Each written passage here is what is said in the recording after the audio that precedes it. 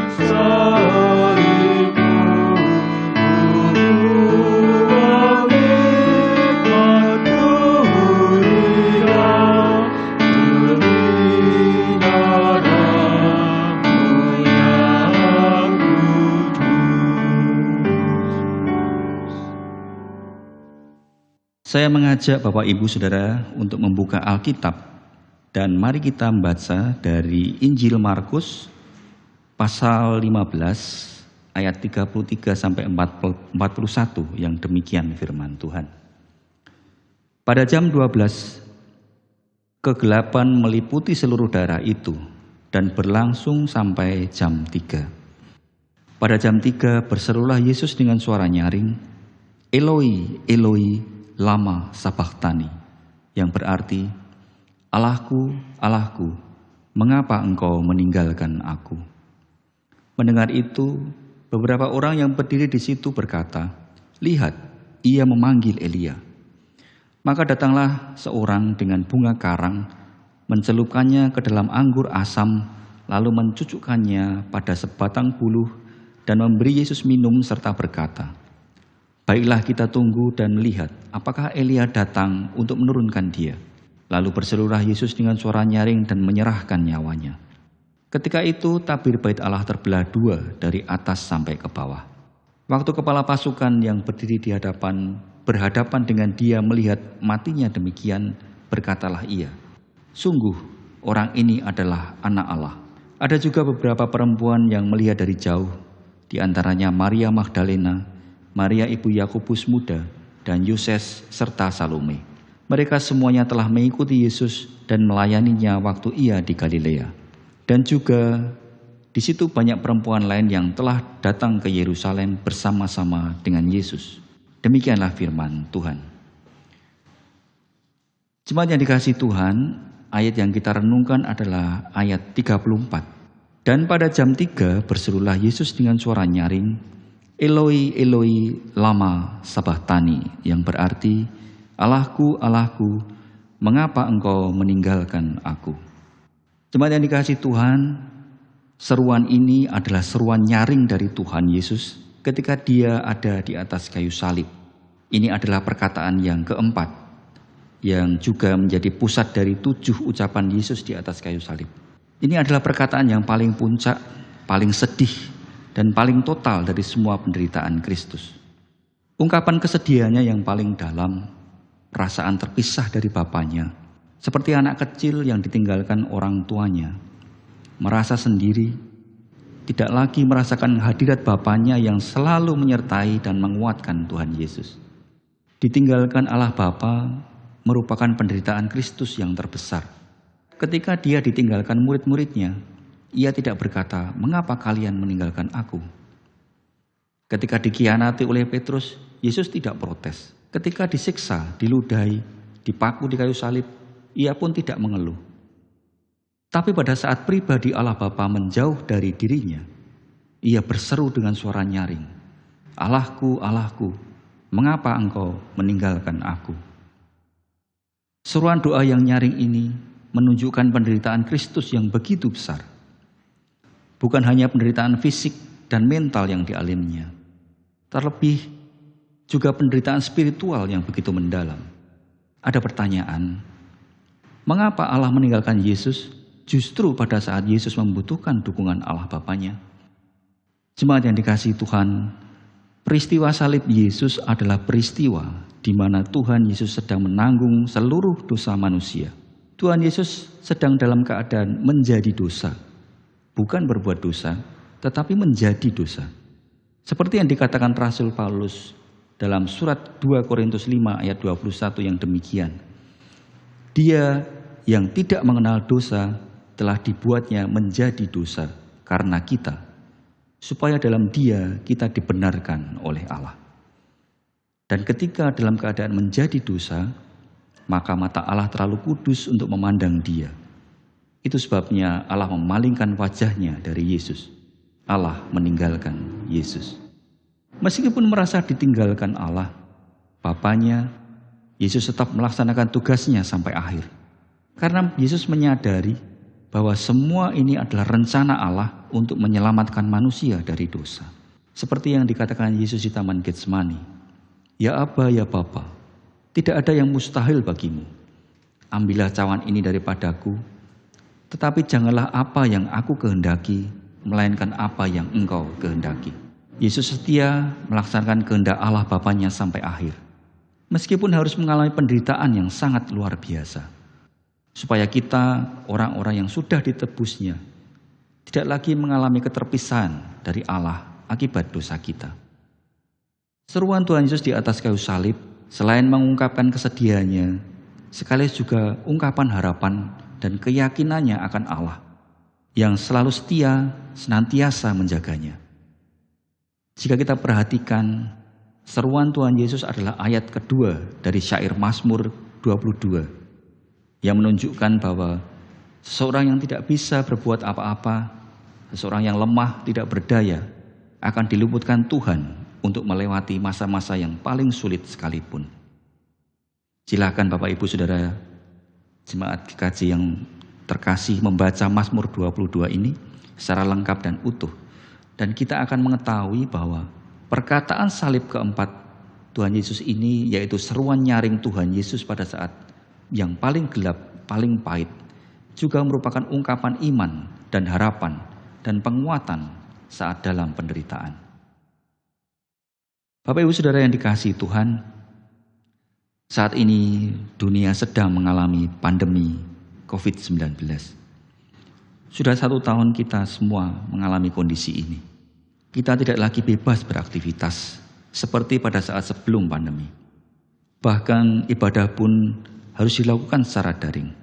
Pada awal pandemi mungkin kita berdoa memohon Tuhan agar keadaan ini cepat berlalu. 2-4 bulan atau paling lama 6 bulan kita berharap keadaan akan kembali pulih. Tapi banyak doa yang kita pinta sepertinya membentur dinding. Sepertinya pandemi tidak akan juga ada tanda-tanda segera berakhir. Kita bertanya-tanya, apakah mungkin Allah sedang memalingkan wajahnya dari kita? Apakah Allah tidak mengampuni dosa-dosa kita? Dalam keadaan seperti ini, baiklah kita meneladan Tuhan Yesus, bahwa bahkan Yesus sendiri yang tidak berdosa sekalipun bisa mengalami penderitaan yang sedemikian hebat karena melakukan kehendak Allah. Jika kita memakai analogi ini, bahwa pandemi adalah kehendak Allah atas dunia, maka kita juga harus berani berkata, janganlah apa yang Engkau kehendaki yang terjadi, melainkan apa yang Engkau kehendaki. Bapak Ibu Saudara yang dikasihi Tuhan, Tuhan Yesus sudah mengalami keadaan ditinggalkan dan tidak dipandang oleh Allah, supaya kita tidak lagi dibiarkan dan ditinggalkan oleh Allah. Rasul Paulus dalam surat Ibrani 13 ayat yang ke-5b mengatakan, karena Allah telah berfirman, aku sekali-sekali tidak akan membiarkan engkau dan aku sekali-sekali tidak akan meninggalkan engkau. Seruan Tuhan Yesus di atas kayu salib adalah seruan awal kemenangan atas kuasa dosa dan maut. Maka kita sekarang bisa berkata, Allahku, Allahku, mengapa engkau menerima aku orang berdosa ini? Tuhan memberkati. Amin. Marilah kita mengambil saat hening merenungkan firman Tuhan.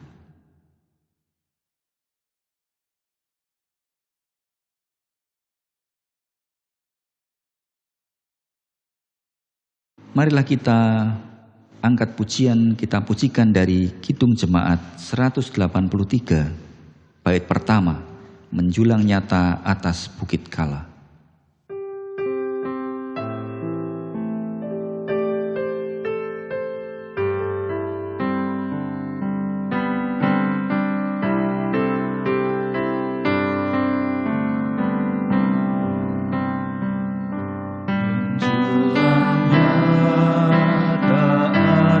Bukit Kala, terang benderang salibmu Tuhanku, dari sinarnya yang menyala-nyala, memancar kasih agung dan restu. Seluruh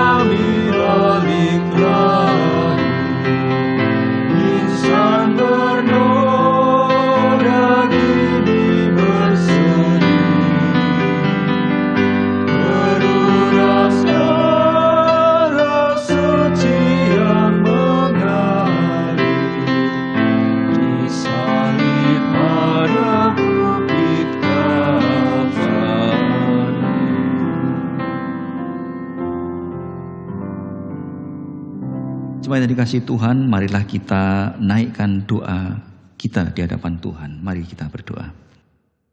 Sungguh kami bersyukur ya Tuhan atas firman yang telah kami terima.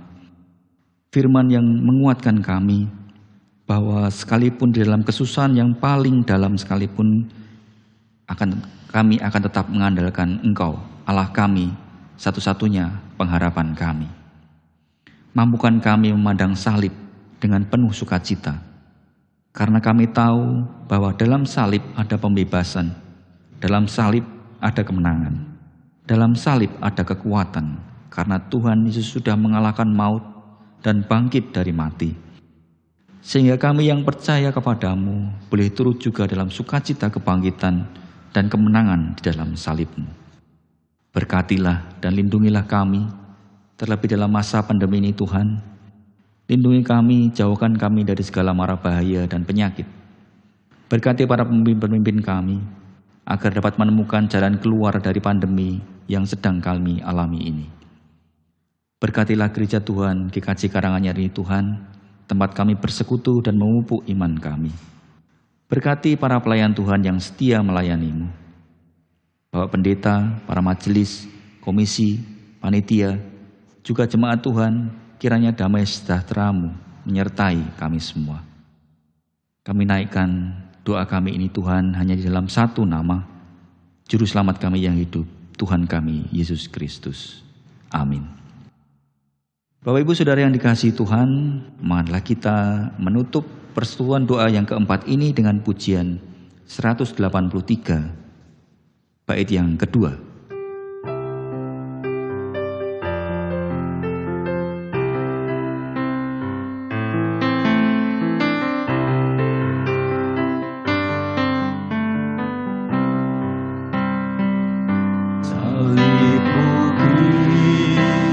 Tanda pengasihan